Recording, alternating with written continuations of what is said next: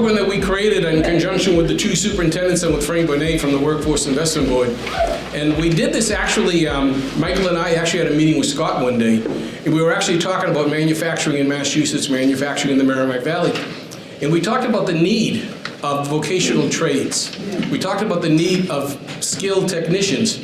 Obviously, everyone needs the research scientists and the PhDs, but at the same time, businesses today need those that have vocational skills and opportunities, as well as the academics. And we put this program together literally in a coffee shop, Scott, Michael, and myself. And but we said, in order to do this kind of a program, we needed a unique setting. And the idea was to do it in a vocational friendly setting where people can actually see that there are industrial jobs going on right now in Massachusetts and the Merrimack Valley. And Scott said, we can do it in Edwards. And we've been involved with the Edwards groundbreaking, the Edwards grand opening, and we said that would be a fantastic idea, but never knowing if it actually would come off. And sure enough, Scott made this possible. So we want to give Scott a round of applause for introducing him. Give me 1 second. I just want to tell you about some upcoming programs real quick, because you get these all. Next Friday, we're doing a networking before hours breakfast at Battlegrounds Coffee Company. It's on Washington Street in downtown Haverhill, owned by a former Navy SEAL. You know, although his wife really runs the place. And let me tell you, she controls everything. She's fantastic. She's one of our, Dana is our co-chair of our Women in Business series. And if you came to our Women in Business conference last year, she actually brought her baby and talked about, you know, the issues of having a business and having a family at the same time. So that's tomorrow, next Friday at 8 o'clock. The Chamber has been asked, a major program, the Chamber has been asked by the United States Small Business Administration, the Massachusetts District Office, to host their annual Small Business Awards program. This is part of the National Small Business Awards program that the U.S. Small Business Administration has. We're hosting it on May 10th. We also have nominated a person to be the Small Business Person of the Year for all of Massachusetts. That person won that award and actually is on her way to the White House to meet with the other 49 state recipients. So that shows you that the value of the Chamber members, all of you, is so very, very important to us in terms of small business, that we recognize the importance of small business. This is open to the public. It's May 10th. I'm sure you've seen the emails, but we can find it online. For those of you that play golf, we have the best golf tournament coming up. I'm not a golfer, but I drive the cart, which is more fun for me. And that's on Monday, July 15th. It's at a private golf course at Indian Ridge. I'm sure you've seen the flyer. It's online as well. Energy and the environment. One of the key programs of the Merrimack Valley Chamber of Commerce is helping businesses conserve energy. The Chamber actually had a clean energy program, which actually won an award from the United States EPA, and it was presented to us at Faneuil Hall in Boston. We received their Environmental Merit Award. So we have a program with the Secretary of Energy and Environmental Affairs. This is coming up on July 18th. It's going to be at Schneider Electric in Andover. Again, another industrial setting. Schneider Electric is one of the world's, like Edwards, a world company, world's leading company in energy and environmental issues. In fact, the first place I learned about harnessing the power of the sun and storing it in batteries for those cloudy days was actually at Schneider a decade ago. They were far ahead, and I remember when I was on the city council, I said, hey, I got this great idea. Let's use solar-powered canopies in the parking lots to power the building and then shield the cars. And someone said, they don't do that. And I said, yes, they do. And that's where I learned it. So Schneider Electric, it's going to be July 18th. Again, this is online, and this is with the Energy Secretary. The Fall Expo, if anyone went to the Spring Expo, which is held here in Haverhill, it was sold out. The breakfast was sold out. The lunch was sold out with the Secretary of Economic Development. The program in the morning was on marketing. The after-hours mixer was tremendously popular.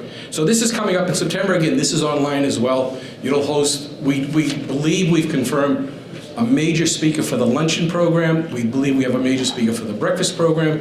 It's going to be a great program. Please, if you're interested, register early, save money. And then a unique program we just added is on May 30th, we're bringing to the Merrimack Valley a very unique program. This is a woman who started a business decades ago, became a fashion, come on in, have a seat, come on in, became a fashion icon in Boston, but was known across the country. Her daughter took up the business, and not only is she involved in making unbelievable women's clothing and so on, but has her own TV show on TV, which is shown across the nation. And she's coming to your Chamber of Commerce on May 30th. We have not yet confirmed the location, but if anyone has ever heard of Yolanda or Sandra Selly, she has the TV show called My Big Fat Gypsy Wedding, and she makes the wedding gowns for the most amazing gowns, as well as in so many great programs. So she's coming on, they're both coming on May 3rd, mother and daughter, so it's going to be part of our Women in Business series as well as our Executive Lunch series. And that's coming up, and that's going to be open to every members and non-members alike, because it's so unique. So that's a quick overview. Please let me welcome our host. Again, as I mentioned, this literally was put together with Scott, Michael, and I right at the coffee shop. And we want to say thank you to Scott, because Scott has made this building available to us and is going to tell us about, what his perspective is in terms of the types of workforce. And although they're not hiring right now, there are opportunities for job training skills, there are opportunities for the future. And we have a great panel with the two superintendents of schools. We'll introduce them as I call them up. And then we're going to have Frank Bonet speak. And Frank's with the Mass Higher Workforce Investment Board. So he has programs that will help anyone. And we want to say thank you. So Scott, please give Scott a great round of applause.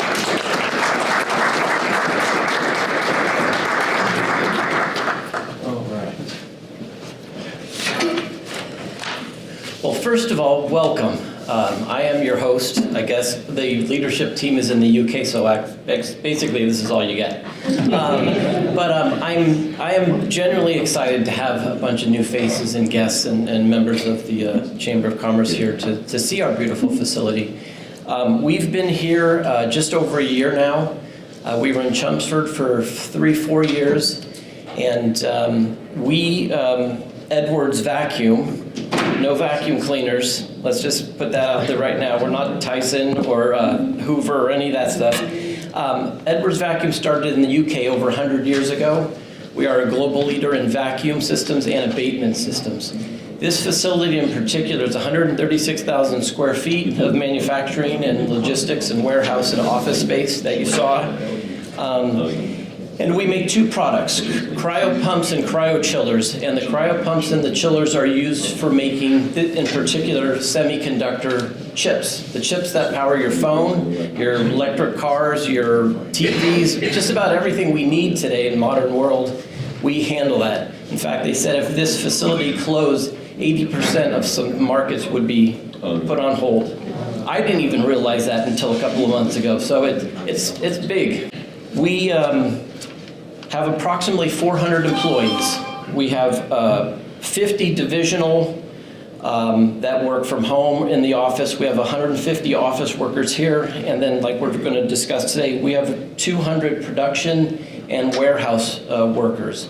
So when we came up here, we made a push to really try to hire local. We wanted local employees, and we have a pretty strong workforce from Haverhill and the Lawrence area, so we're proud to have that. Like Joe said, we're not hiring right this minute, but we certainly still celebrate, the need for production workers, and I'm actually excited to hear what our guest speakers are going to say today about that and the future of vocational jobs. So with that, again, I thank you for coming, and we'll turn it over to Joe. And Scott will be here if you have any questions. We're going to stick around for at the end of the program if you want to meet with him and talk to him. Please let me welcome a person that you've known, you've heard about, and I can tell you, having been involved with the Chamber for a number of years, that the Greater Lawrence Technical School has gone really tremendously far forward with some unique ideas. It hasn't just sat in the old fields, but has brought together some new ideas, and I'm sure you're going to hear about them. Please welcome the Superintendent of the Greater Lawrence Technical School, John Lavoie. Thanks, Joe. Well, first of all, it's an honor to be up here with Maureen Lynch, the superintendent of Whittier Tech. I work with her with MAVA at times, although I don't do as much as I used to. She's a big leader with MAVA, but Haverhill is very fortunate. The Haverhill School District and all its communities is very fortunate to have her because she's a leader in this industry. What I want to start off saying is that Greater Lawrence Technical School's main mission, and it always has been from day one, has always been to prepare students for the world of work. So when they graduate, if they graduate from whether it's carpentry or robotics technicians, whatever it is, our goal is to make sure they're ready to go in the workforce and be successful. Doesn't mean that they're going to be the foremans. It doesn't mean they're going to be, starting their own companies, but they have the potential to get there. We're setting the foundation and the groundwork that they can get there and be successful. Then our other mission is, in the process of preparing them for the work world, which we believe is critically important, is to have high-level academic skills that they can go on to college if they wish, but most importantly, to be successful in any industry or any career, we know that academic skills are critical and important. So we've upped our game over the last 15 years in terms of our academic programming, so our kids are much more skillful in writing, reading, arithmetic, mathematics, communication, because as employers, we know that's critically important to all employers. Probably the number one, and then is soft skills as well, in terms of that's part of our curriculum, getting students to understand, being to work on time, that you have to care about the company you work for, and they need to know that you care about them working for. So those soft skills are so critical, and your actions tell everything. And so that's part of our curriculum as well. So some of the programs we have, we basically are what we call, the governor used to call a three-shift school. We run programs from 7 in the morning till 10 o'clock at night. We have 3 different types of programs. Our day programs, which is most people are familiar with, where we have 21 technical programs. Then we have what's called an after-dark programs where we're taking in students from our incoming communities. Because we have so many students that apply and we can't service them all, we run an after-school program for those students. And then we have our workforce development program, which we're in partnership with. We do a lot of communication and work in partnership with the Math Hire programs and the Career Center, and a lot of our funding sources come through the Mass Hire system. So it's critically important for us to have those partnerships. I'm going to tell you a little bit about each of our programs, and then a little bit about some of the work that our students are out there doing and some of the skills that they have. So first of all, we service four cities and towns. Our enrollment right now is 1,778 students.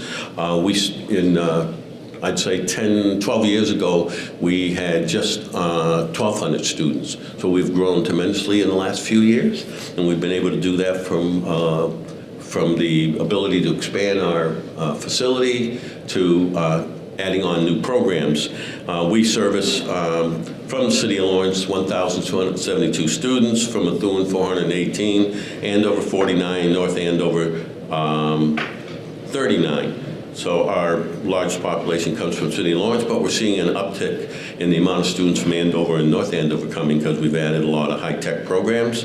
And each year we have 1,700 students apply. This year we had 1,700 students apply for 480 seats, and we continue to grow. Our wait list is about 1,000 students, and we've expanded enrollment since 2017, but we expect to continue to expand enrollment till we get to our end goal is 2,100 students. And you say, well, how are you going to do that? The way we're going to do that is to continue to expand our own facilities. And right now we are actually in the process of negotiating the purchasing of the Elks down the road from us, which is being funded by our communities, not from the state or not from so our 4 communities are very supportive of us. 3 of the 4 towns have already approved the funding to purchase the building and renovate the building. The 4th city is Methuen, which we're meeting with on May 6th. I feel very confident that they're going to move forward on it as well.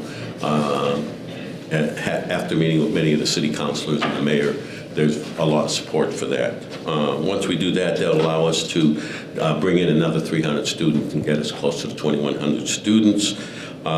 We've had another way that we've been able to bring in more students over the last 10 or 12 years is by adding new programs. So some of the new programs we've added are industries that are high-tech, that have a need for high-skilled labor. So biotechnology is one of the new programs over the last 10 years.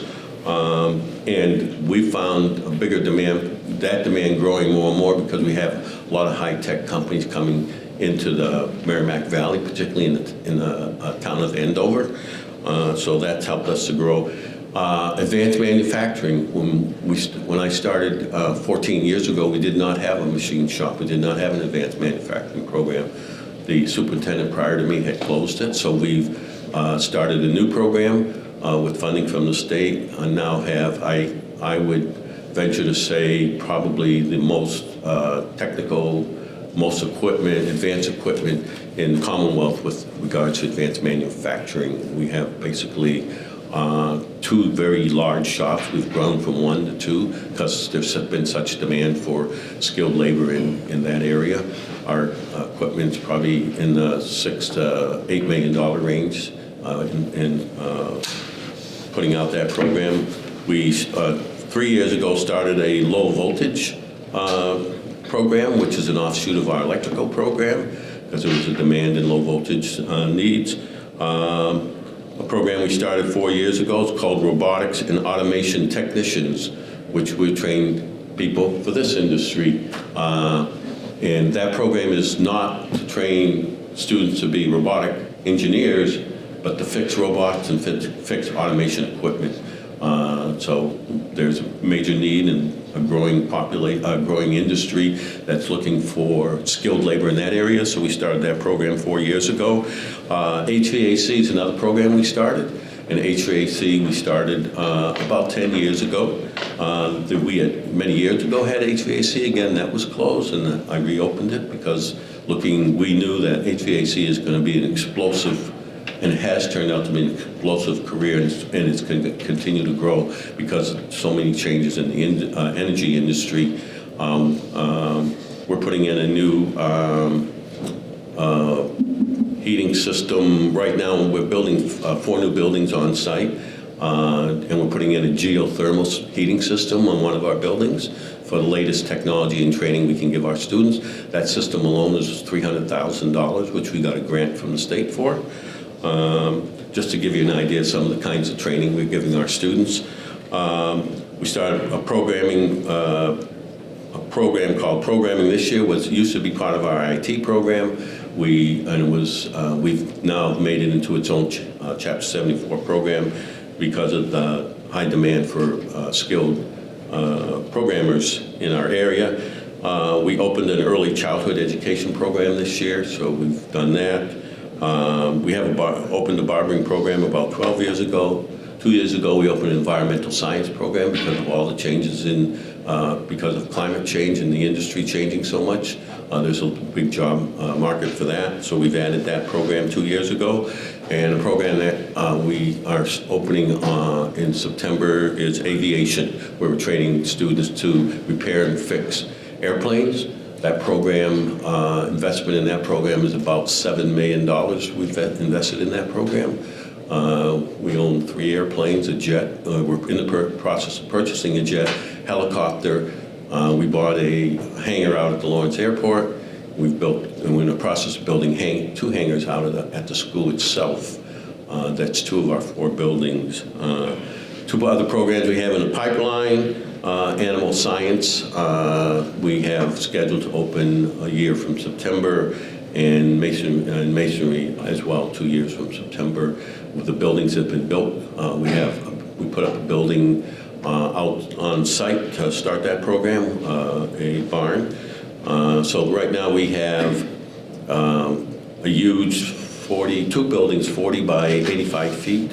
2-story buildings. One is for expanding our horticulture program because we took their space. We put in a new cafeteria. We didn't have enough for 1 cafeteria, and also in that space will also be an addition on there for part of the horticulture building will be masonry. So those buildings, the masonry building, the horticulture building, both those barns that are 40 by 85 are being built by the students. Those are wood buildings with 2 stories that are being constructed by the students.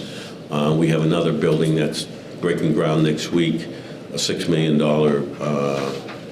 half gym, half aviation. So we're adding a 3rd gym in order, because we have so many kids doing sports, in order so they all don't have to wait around to get a late bus. So we'll have an addition for aviation, which will have a 40-foot door and able to bring planes in and out of the space. So we're expanding that as well. So we continue to grow, and you say, well, where do you get the money to all these different programs and changes? None of the money has come from our local communities. None of the 4 communities has provided funding. Most of it has come from either grants, state grants, federal grants, and a lot of private grants. We've been very fortunate to get a lot of private grants from a lot of different corporations that we've built partnerships with. We've brought in probably about $4 million in private grants the last few years. Companies that have want to invest in vocational education. What I think drives a lot of the opportunities for us, we have 85% of our students are low income, and so that really companies want to support students who are coming from communities where there's low income, and so we've been very fortunate that way to access funding from corporations that have that interest. And then we do a lot of the work ourselves. So the existing building, which was renovated 25 years ago, I think we've taken down 30 walls and put up another 25 walls to make spaces smaller, bigger, change this, change that. So our students have done a lot of that, but also my custodial staff, I only hire custodians who have skills. They either have to have carpentry, painting, electrical, plumbing. So I've got 12 custodial, and they can do a lot of the work. So some of them have actually helped do some of the renovations that we've done over the last few years. So in order to make it affordable.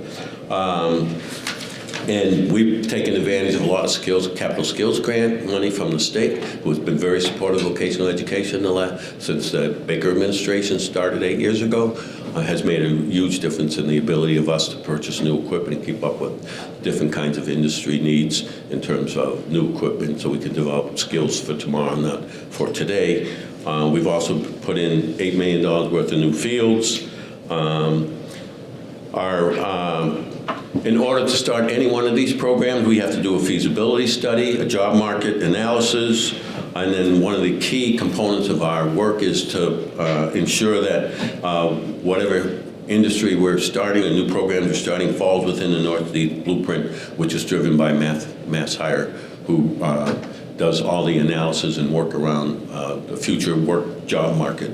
So we follow that blueprint as well. So again, working with Mass Hire, we're strong partners with them. We're very fortunate to be able to go to them to support us in a lot of our programs and helping us move them in the right direction. We do have some early college programs, dual credit programs with Northern Essex and Middlesex College.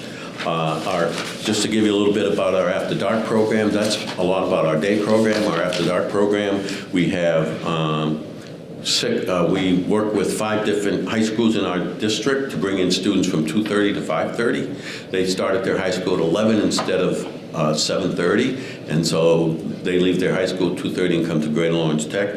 We have about 142 students from our different communities, and we offer 6 different programs: advanced manufacturing, welding, automotive, information technology, health assistant, and we're starting medical assistant next year for those students and from our different high schools.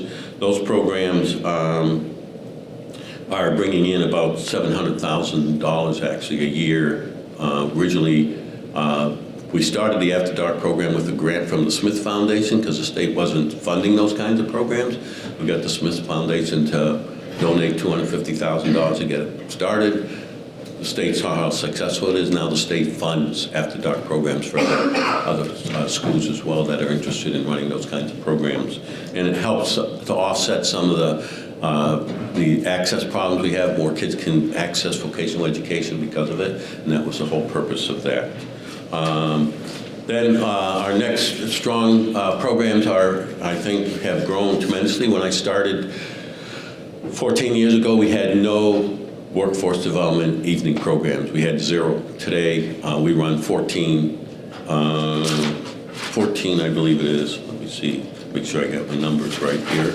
I believe it's 14 workforce development programs. We have 168 adults in those programs, and that program has grown from 0 programs to 14 programs. Funding for these, from the programs, for our workforce development programs, comes from, let's see, well, from the workforce. From the Workforce Board, we get funding through grants that they get, and then we contract with them in order to run programs for them. Commonwealth Corporation funds a lot of our workforce development programs. The Workforce Competitive Trust Fund, which comes through the Workforce Board. The CTI programs, which comes through Commonwealth Corporation, which is new. It's about 5-6 years ago. I used to say to the state, when I would go to Labor Board, the Department of Labor, and say, you need to start running workforce development programs where the grant money comes directly to us, not through another agency, because a lot of it used to go to the community college, and I used to argue, if you send the money directly to us, it cuts out the middleman, and we can run more programs at less money. They finally listened and heard us, and 3 years ago started sending money directly to us through a program called Career Technical Initiatives. And we're able to run more effectively and stronger programs because of the funding through that source. And it shows that they have complete trust in the work that we do in preparing people for the workforce. We also get funding through NAMC, the Mass Clean Energy Center. We've probably received about $1.8 million over the last 3 years from the Clean Energy Center, which is all built around new energy programs, designing around the future clean energy community. So we've been able to do a lot of research and prepare students in that particular career area. Which we do with day programs, and particularly with the evening programs. We also got a recent grant from the Green Energy Job Academy Award, which we got from the state as well, for $1.25 million to do research on clean energy and to prepare the labor market with skilled labor in that area. And we also have funding to build partnerships with corporations where if the corporation hires somebody from this program, the state will fund 6 months of their salary to get them off and running in the particular industry. So people in that field can work with us in order to get somebody that they may be interested in hiring. So part of the work we have to do is we do career planning for people who want to find a career in the clean energy sector. So as part of our workforce development program training, we do technical training, we do job readiness, skill building, and career exploration. We do job coaching and support services. We do job placement and retention services, so we don't train them and say, go out there and do your thing. We also support them once they're out on the job. We also do programs for those citizens and adults who have difficulty with language. We do programs so that the integration of a lot of our technical programs also integrates EL instructors so that they can overcome the barrier, the language barrier, and learn the technical terminology as well as the skills that are necessary in these careers. We offer that as well. So just to give you an example of our workforce development team, at one time we had one director that oversees the program. Our workforce development grant writer, she's our grant writer for the day program. She also runs our After Dark program. She runs our workforce development program. We stole her from Mass Hire, and she's terrific. But she's just amazing, and they did a great job training her. So we're happy for that. But Frank wasn't there when we stole her. In any case, we have she has a program assistant. She has the After Dark program manager. She has an open program manager. She has an apprentice facilitator, because we run apprentice programs as well. She has an employment engagement manager. She has an internship manager, program manager, and she has a career transition specialist. So we have a lot of the people that we bring in that need to be trained. We help them transition from their existing career to their new career. We work with them closely on some of the skill sets in terms of doing applications, interviews, that kind of thing. So we have a strong support system to support those who are in our workforce development program.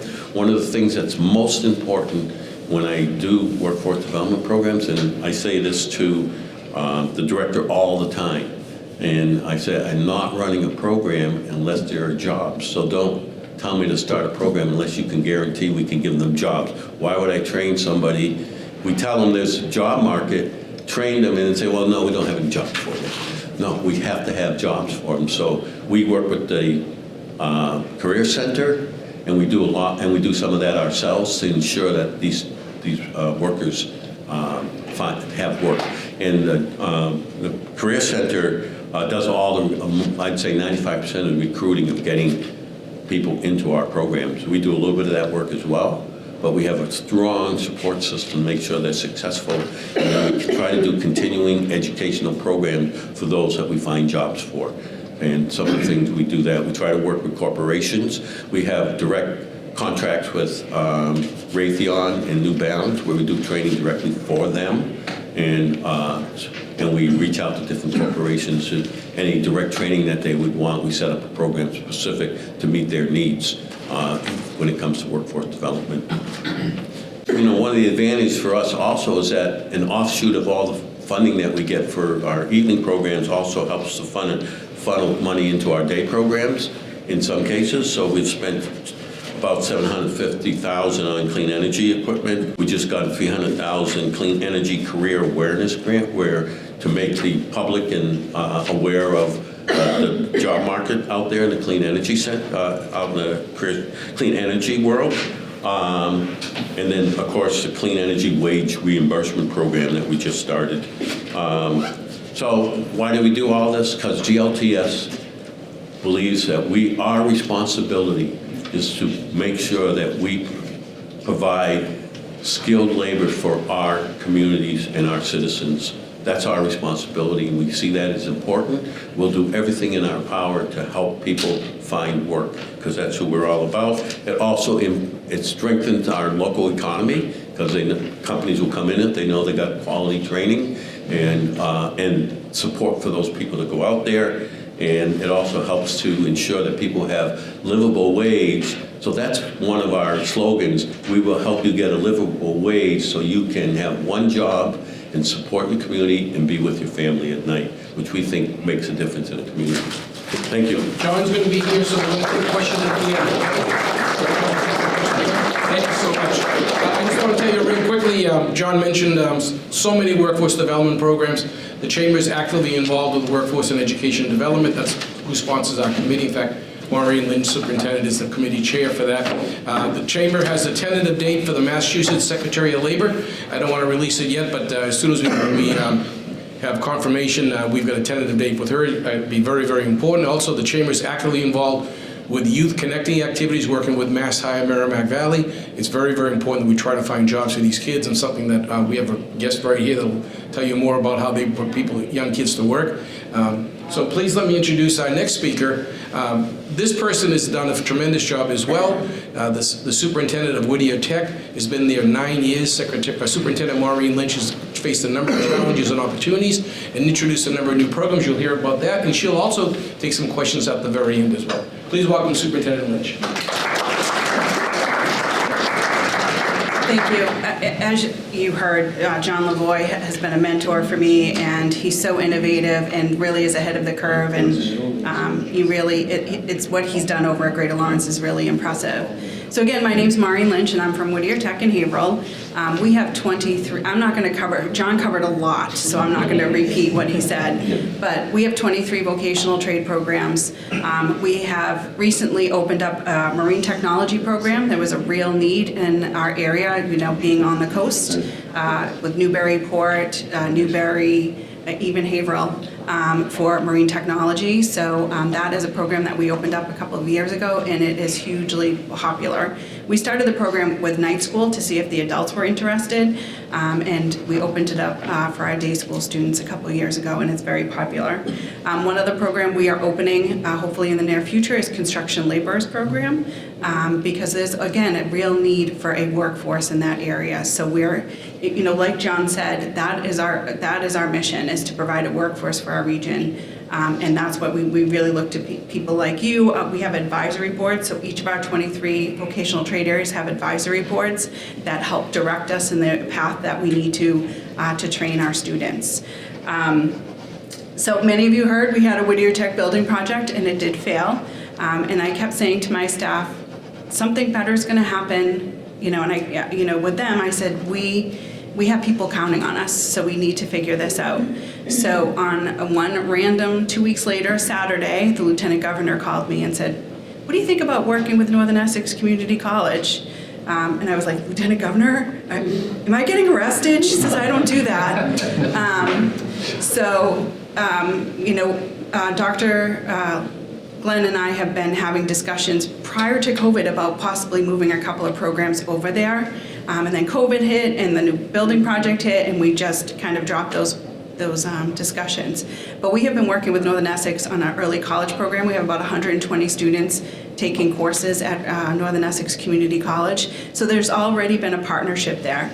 So that's what we're looking at possibly doing, is working with Northern Essex on another type of building project. When I told my husband this, he said, please, not another building project. But we have to do this. This is for our kids, this is for our community, this is for our region, and it's really important that we look for another alternative, because we know we have to do something with our building at Whittier Tech. And as I know some of you are in construction here, to put good money after bad into a failing building would just be putting good money after bad. So that's sort of the where we're going. We put in a statement of interest with the MSBA, and that they'll make a decision in December. But between now and then, we're looking at ways that we can collaborate now to see if this is really a feasible thing. We don't want to invest a whole lot more money to say, well, it's just not going to work. So right now, those students that are in our early college program, the professors come to Whittier Tech and the students take the courses at Whittier. For next year, we're planning on sending those students over to Northern Essex Community College and seeing how this works. My understanding is that's what they do in Lawrence, that's what they do at Greater Lawrence. So let's see and start planning this process and see if we can make this happen. You know, when our students come to Whittier Tech as freshmen, we have them go through what's called the exploratory program. They go through all 23 trade areas. They do career exploration, they do career plans, they do interest surveys, they do all kinds of work to hopefully choose the path that they're going to stay in through their 4 years at Whittier and then hopefully into the future. So that's something that I feel like is really important, because, you know, why have a student invest 4 years in something that they really don't have an interest in? We want to make sure we do the work behind the scenes to do that. You know, right now our most popular programs, we're going back to our old trade areas: electrical, plumbing, carpentry, HVAC, and health assisting. Those are our most popular programs. We actually had both electrical and plumbing, so many students that we had to expand the shop space. And like Mr. Lavoie said, we have the opportunity because, you know, and I tell them sometimes, just because you build it doesn't mean you should, but we are able to make some of those changes within our building without having it cost the taxpayers anything extra. Again, we have been really lucky to receive so many grants. We've received capital skills grants, received foundation grants. All of that money offsets our district budget, right? So we can plan to buy equipment, but then we get a grant, and so then that doesn't cost our district those funds. So those are some really things that we're doing. We have about 1,280 students at Whittier right now. We have 844 of them are from Haverhill. So almost 2/3 of our students are from the city of Haverhill. We have another 123 from Amesbury, and those are our two biggest contributors to Whittier. So some of our smaller towns, we have 11 cities and towns that feed into the district. Some of them have as few as 10 students. And then others have a very heavy, a lot of students that come to Whittier. We have about 107 students working in the city of Haverhill in our co-op program. This is where our students in their junior and senior years can work in their trade area. We have 55 employers here in the city of Haverhill that have hired our students. So I think that that's just amazing, that where our students are really, that's where they really learn, right? When they're out actually in the workforce and they have the support at Whittier Tech to do really well. And you know, I would say that with COVID, things were tough. You know, I think we lost a year with kids, and it's not just the academic program, but it's really hard to teach carpentry online. You know, it's really hard. Our teachers did the best they could, but there was definitely a year lost, especially in the trade areas. But one of our things was to try to get our kids back as soon as possible, and I will say that the faculty was 100% on board. They hated the online teaching. They wanted our kids back. They knew it was best for the kids. They knew it was best for them too. I try to work from home. I can't do it. So you know, I think in many cases for our kids, it's definitely the best option. I will say when the kids came back and they were all wearing masks, I was like, what is happening? It's so quiet. There was no joy, but it's so great the last couple of years to have us back and have our kids really have some joy again. We also have an adult evening program. We have about 300, I would say a little over 300 students participating in electrical, plumbing, HVAC programs, the journeyman programs. Those are students that many times they graduate from Whittier and they go right into our night school program. That has been a wonderful program for us. When you come back at Whittier at 6 o'clock, the place is really busy. It's like a whole other program that is happening. So that's really wonderful that we're providing that resource for our community, because I don't know about you, but I've tried to get a plumber and I can't get one. So that's something that we continue to try to strive for and work for. We also, you know, I'm a former comprehensive school guidance counselor, and so those students that didn't have a place to go their senior year, they didn't want to go to college, they were going to go to work, but they didn't know what they wanted to do. We've set up a free program within our district that each high school in our district can send 3 to 4 students over to Whittier to do what we call a senior exploratory program. So they go through 8 programs once a week, 1 week for each of those programs, so it's an 8-week program. And then our hope is that they choose one of those programs and they go into our CTI programs, which you heard Mr. Lavoie talk about. This summer, we're providing 8 CTI programs in areas of advanced manufacturing, auto body, carpentry, construction, craft laborers, culinary, electrical, marine technology, metal fab, plumbing, and heating. And these programs are for underemployed or unemployed individuals. So those students, when they graduate from high school, they meet that criteria. So it's a 200-hour program, and our hope is that they've gone through the exploratory, they've picked a pathway that they are interested in, that they go into these CTI programs for 200 hours. And then we have a job fair at the end of that program in the summer that is hugely successful, and those students go right into the program. I actually am on the board of the Commonwealth Corp. The goal is to have 75% of the students stay in their work for, I think it's 3 months. Right now, I think it's at the level is about 89%. So the program is very successul. There's been a lot of money put into the program in the last year. There was a lot of ARPA money and ESSER money, and there was just a lot of money. But that money has gone away. And so we will see a little bit of a slide down on that. But I think everyone understands how successful these programs are. The data shows that, and hopefully that we can continue that to keep going.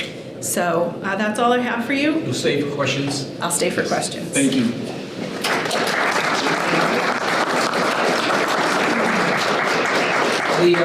One of the things that we thought was very, very important was not just to learn about opportunities for education and training in terms of vocational jobs and the skills and the advancement that the tech schools have brought to the Merrimack Valley.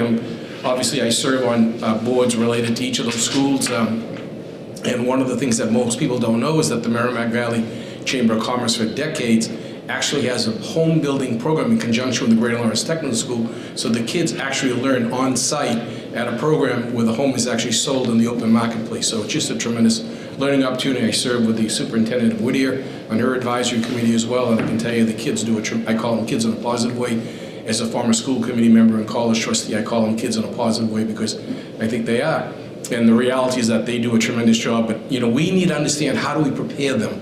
How do we give them the opportunities? And that's why I think the two superintendents are so important to us. But then there are companies like all of you that need assistance in terms of training or retraining an existing workforce with respect to new procedures, new machinery, as well as training new employees. And we wanted to tell you how, in fact, that may be done. So we brought the Executive Director of the Mass Hire Merrimack Valley Workforce Investment Board, Frank Bonet, who's going to give you information about opportunities through the government and through opportunities in conjunction with schools and colleges to train and retrain your workforce. So please welcome Frank Bonet, the Executive Director of Mass Hire. Thank you. Good luck. Do we have any elected officials here? No? No. All right, so I'll give you the non-elected official speech. Just a formal one. Just a formal non-elected. Usually I'm advocating for funding, for, adding money back into a budget that probably has been cut statewide and all that, but yeah, I'll leave that for another day. First of all, thank you for having me here, Chamber of Comments, and I'd like to say that you probably haven't heard of Mass Hire, but you probably have, right? Mass Hire used to be called the Valley Works Career Center and the WIB. And so the state took all the force boards across the Commonwealth, which are 16 of them now, and added them all under one umbrella called the Mass Hire. So either Mass Hire Workforce Board, Mass Hire Career Center. Let me tell you that right now we have 4 members of the board right here in different capacities, including Andrew Hurdeheef, who's the economic development for the city of Haverhill. And we work closely together in forming the board of a lot of things. The vision and the mission of the Mass Hire Workforce Board is comprised, well, first of all, it's comprised of members appointed by the CEO of Lawrence, which is the mayor. It's the biggest city in the Merrimack Valley. The Merrimack Valley is 15 cities and towns from Salisbury all the way down to Andover. It advises the board on effective workforce systems, development of an agenda and a regional blueprint, which we're currently working on, has a vision statement that is to collaborate with workforce systems to prepare skilled workforce for employers that need, promote access to good jobs, and create equitable and inclusive economy for the Merrimack Valley. In short, we have kind of 2 missions, right? Which is, one is assisting employers with their needs, and then the second part is getting people to work who need jobs. We oversee the Career Center, although it's operated by Northern Essex Community College at this moment. It used to be operated by the city at one time. And so we come up with a plan every year about how many individuals, based on funding that we receive, we want to go through our programs in the Career Center. And I'll give you some data later on about how that Career Center performs based on all 16 of them. Consider for a moment that the potential of internship, apprenticeship, vocational programs such as the tech are co-developed by educators, industry leaders, workforce boards. Imagine a curriculum that is dynamic, responsive, tailored to real-world demands. As Maureen was saying, you can't find a plumber. I paid $250 just for a plumber to show up at my house, and that's not including any work that may go on or any supplies that may be needed. So it's really important I'm going to take you back into some time where both my kids have degrees, and we've advocated for that. We're left with a whole bunch of student loans that we're still paying out. And these kids come out from vocational earning a lot of money. In the first 2 years after they get out of a technical vocational program versus getting a degree. I'm not saying a degree is not great. It's just sometimes a degree doesn't lead you to receive that living wage, right? Right now, people think $20 an hour is great. It's not even a living wage. It's not. These jobs are generational changes to families for the future. So it's really important the job that they're doing. I'm not going to take any credit for it. Oh, we fund some programs across the board for both of them. They do the work down there. They're very good at what they do. So Let me just say that we work with our partners in the Career Center. We serve as your business seeking to optimize the workforce. The Workforce Board can assist businesses in finding employees.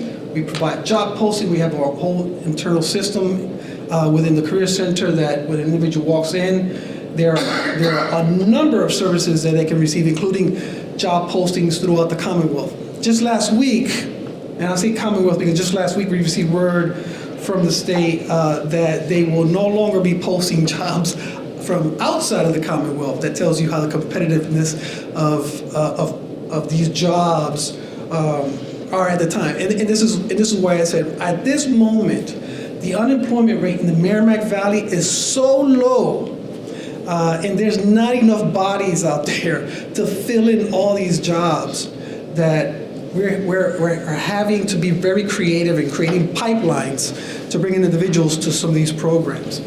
Someone told me that Haverhill hasn't seen an unemployment rate like this since 1969. I want to take credit for that because that's what we do, right? We lower down the unemployment, but it's not just mass hire. It's all these educational institutions, the training providers that have been putting individuals into work, and individuals that walk in the Career Center that goes out there recruiting for these. Lawrence hasn't seen, a few months back we were at 4% unemployment. We don't even know when Lawrence was so low. We don't even have records that go back that much. It's always been double digit for Lawrence, always. And Lawrence has always been the highest unemployment rate in the Merrimack Valley. It sits this month at 6.2, down from 6.6 a couple of months ago, but we're working to try to reduce that by getting more funding, creative programs. We have coffee shops around the corner that don't have enough people to, as Andrew says, not enough people to open up full time. You see signs everywhere. We're hiring. And so it's really hard. One of the most devastated, I'm going to say, industries in the Merrimack Valley has been the healthcare system, right? And that was before COVID. We were having a very difficult time. After COVID, it kind of went sideways on everyone. For years and years back, people have been announcing that we needed to build our workforce because the baby boomers were going to retire soon and it was going to be a vacuum of positions. And everybody talked a good talk, but nobody really put a good plan together across this nation to tackle that. It's been siloed, with workforce boards and vocational schools and other training providers. At this moment, and I'll talk about that later on. But let me say some of the programs that we're working right now are. We have a healthcare hub with our regional partners. We work with the Greater Lowell Workforce Board in North Shore. Mary Saris and Kevin Coughlin are our colleagues. And so we're trying to increase the amount of individuals who want to go into the healthcare system. We have a number of programs, and we pay for these. See, that's what we do. We don't train, we pay for these, but we go out there and ask these training providers to provide training for specific occupation in the healthcare industry. One of the new ones that we've added this year is phlebotomist. And so we're working with the Lawrence General Hospital, Greater Lawrence Family Health Clinic, and some of the other healthcare providers in the Merrimack Valley to do a couple of things. First, upskill their employees or their staff so that way they can get promoted into higher jobs. And then also train individuals to come in and try to cover some of these vacancies across the board. I think at one point, a couple of months ago, the Greater Lawrence Family Health Clinic had like 300 vacancies across their board. Now they're huge. They're all over the Merrimack Valley. Lawrence General was at the same pace. They had like 275 positions all through the industry, not just healthcare, but their cafeteria, their other occupations that are support type positions. So that's one of the things we have going on. Where we work Northern Essex, North Shore Community Colleges. Some of these trainings have to go through their nursing programs that we put individuals through to try to fill these positions. The other one is Behavior Hub. Merrimack Valley is a vacuum on the Behavior Hub. We have our behavioral, occupations. So we're trying to beef that up because there are a lot of individuals that need counseling. recovery for drugs, recovery from mental issues, PTSDs, veterans, and so forth. And so we're trying to build that up in our community. We work with apprenticeships as John had mentioned. He mentioned NAMC, that's the North American Manufacturing Consortium. I'm part of the board of there. Actually, we created that. It was a board or a program just for the Northeast to work with advanced manufacturing, but now the governor loved it so much that she now wants NAMC to work across the whole entire Commonwealth. We do apprenticeships, where we got robotics pilot programs through North American Manufacturing Consortium. They work with tech schools, they work with Mass Tech, CEC, all these advanced manufacturing companies throughout the Commonwealth in order to start creating more individuals who want to run advanced manufacturing. When we say advanced manufacturing, we're just not talking about, and at Merrimack Valley we have a lot of food manufacturing, and that's great. When we talk about advanced manufacturing, we're talking about advanced manufacturing. We took a trip last week to Raytheon. They have a great assembly, right here, Edwards Vacuum, great advanced manufacturing. We're not just talking about little small things, we're talking about things that require tech, AI, renewable energies, and things like that. We're working with migrant shelters. We have a migrant shelter too, actually, in Merrimack Valley with Mass Hire Career Center. We have just received $111,000 from the Commonwealth to try to assist. As you know, a lot of our fundings come from the federal government. It's called WIOA, Workforce Innovative Opportunity Grants. And so they have their restrictions. We're not as flexible as we want to be with those federal grants. But one of the things that we can't do is we can't use those funds for individuals who don't have work status. And that's the bad part about it, because what happens is not only do, we try to take these funds, or we want to use these funds to train individuals who may be waiting for work status, so that way when the time comes that they receive work status, they can just jump into the workforce. At this moment, that's not possible, and so their wait is going to be longer, and these vacancies will continue to be an issue for the Merrimack Valley. We're working with ESOL enhanced advanced manufacturing programs. We provide fundings to companies who may have individuals working in there, companies who don't dominate the English language, but they're great employees and you would like to see them get promoted, but their language may not be there. So we have a program for that. Of course, DESE career pathways, connecting youth for activities. We have funding that we receive from Commonwealth Corporation. You heard ComCore, and then we put youth to work throughout the year and through the summer. The summer is a bigger crowd. It's usually about 300 students that we place through the Merrimack Valley. We pay them a salary. They're on our workers' comp. We do case management. We do follow-up. We do counseling and guidance.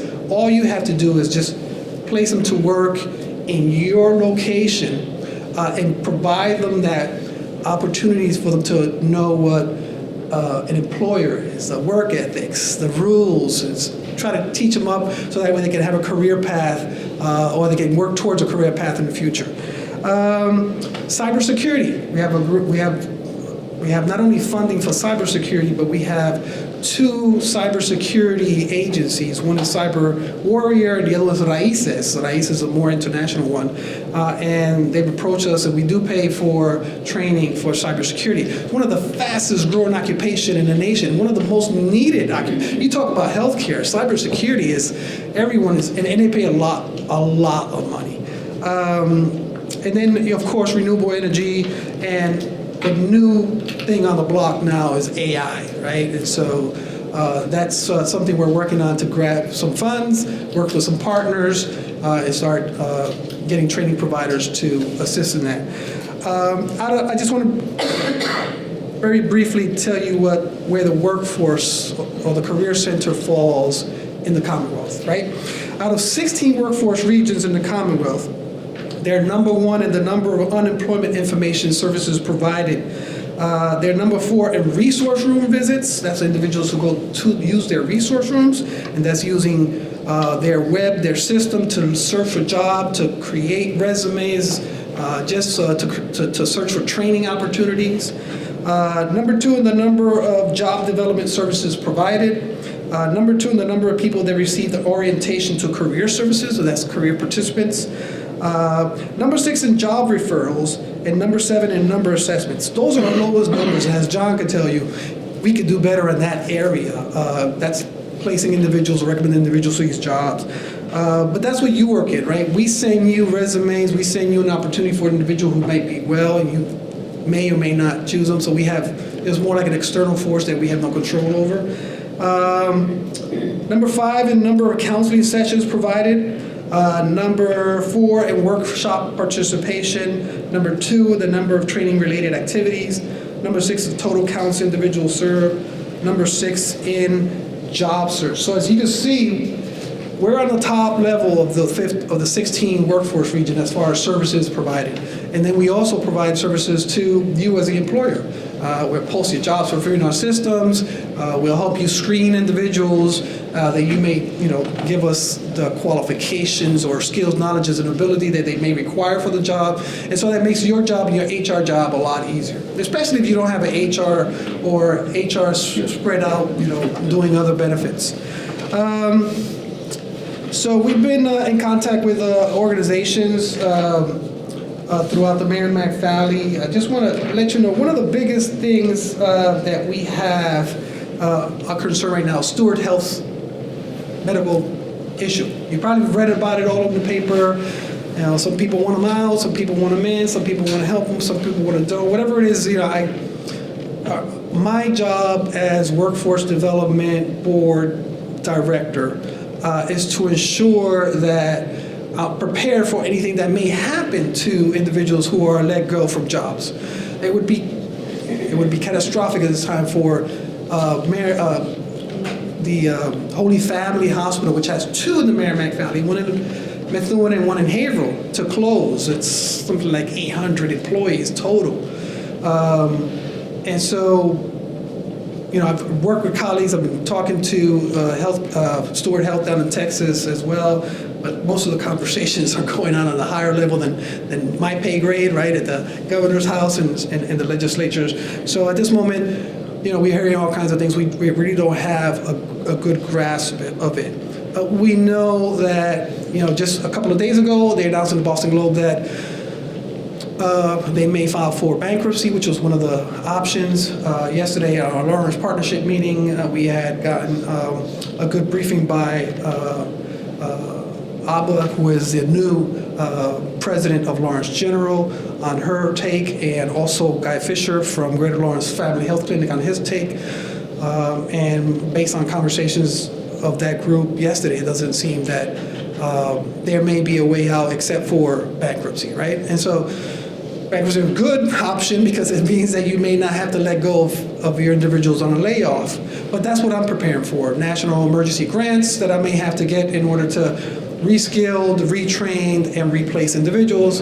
But at the same time, the hospital, the healthcare industry sees it as something that needs to be done because the clients, right? The people who need that service. I look at it from workforce development.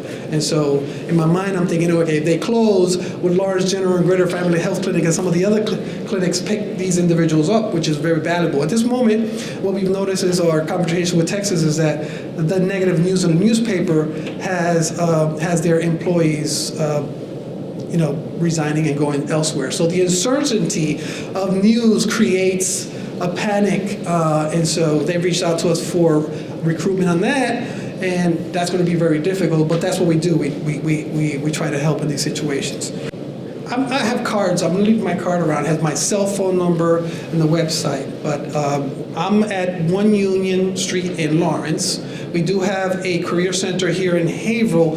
However, in June, they'll be closing out. The foot traffic to cost ratio wasn't there. Most individuals now are going through the internet and receiving those services. We have a lot of video chats and a lot of video training, live one-to-one counseling. So a lot of individuals are taking opportunity for that. And the youth of today, they're on their phones every time. They'll get counseling while they walk into the bus. And those are good things. But they're going to beef up the Lawrence area. We plan in the future on getting a mobile site so we can go to all 15 communities every month and just park and provide services or just listen to our employers on their needs and things like that. So I'll leave my card at our house, the website and our number, and on that website, there's a link to the Career Center as well. James Henderson is the executive director down there, and if you have anything here in Haverhill, you're from here, Andrew's on our board, John is on our board, Maureen is on our board, and so is Joe. Just happened to be that we came to an event that everybody on the board was here. So thank you for your time. We have time for a few questions. Obviously, what we wanted you to hear was opportunities for the tech schools in terms of who they're training and how they're training people. Also, Frank is able to provide training programs, and as the former chairman of the Merrimack Valley Workforce Investment Board and the State Workforce Investment Board, and the former, I think Maureen knew this, I was also the former treasurer at Commonwealth Corp. I can tell you these agencies are there to help you. So if you need hiring, if you need opportunities, please take advantage of them. And we want to say thank you to Scott, because this is an example of, an industry that's manufacturing today. It's a new program, new way of doing things, and we want to say thank you to Scott. But we have questions available. Anyone have a question for either one of the superintendents, or Frank, or even for Scott? Yes, go ahead. There's a lot I could say. Just keep on, Scott, thank you for hosting us. It's obviously an amazing facility for on behalf of the city. Thank you for being here. Superintendent, you talked about some of the most popular programs. I have heard, tell me if I'm wrong, that advanced manufacturing is one of the least popular programs. Is that true? And what can we do to change that? Because I think these places are amazing. I don't know who would want to work at a place like this. I just got to figure out how we can. I think I can give you this. I would say that that's true, but I'm looking at my numbers. I have 23 Haverhill students enrolled in advanced manufacturing, so that's pretty good. Versus 87 students interested in electrical. So there is a difference, but I do think we're trying to get more students involved. I think having the equipment is huge. The students can see, and the students know if they walk out the door with an advanced manufacturing certificate from Whittier, they're going to make a great living. And we hear time and time again, and we hit on it a little bit. We at Whittier, we have 22, 23, 24-year-olds buying a house, right? Where these other kids are going to college, graduating, and in debt at $120,000. I don't know how kids and families can handle now $80,000 a year to go to a 4-year degree and get a degree in, psychology, and know that you're going to need to further educate yourself so that you can get a good living job.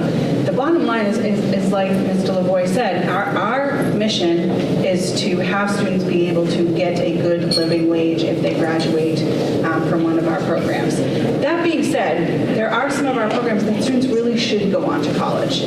They should go on to a 2 or 4 year program, and I think that's what we call career technical education. That's really where we are.